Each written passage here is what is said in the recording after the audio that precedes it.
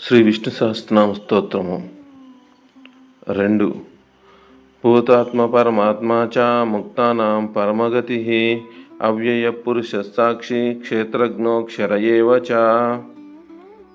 నామావళి. సర్వశేషత్వం. ఓం భూతకృతే నమః.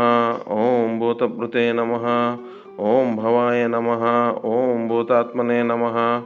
ఓం భూతభవనాయ నమః. ఓం భూతాత్మనే నమః. ఓం పరమాత్మనే నమః. నిరుక్తము. అర్థం: సర్వశేషత్వము.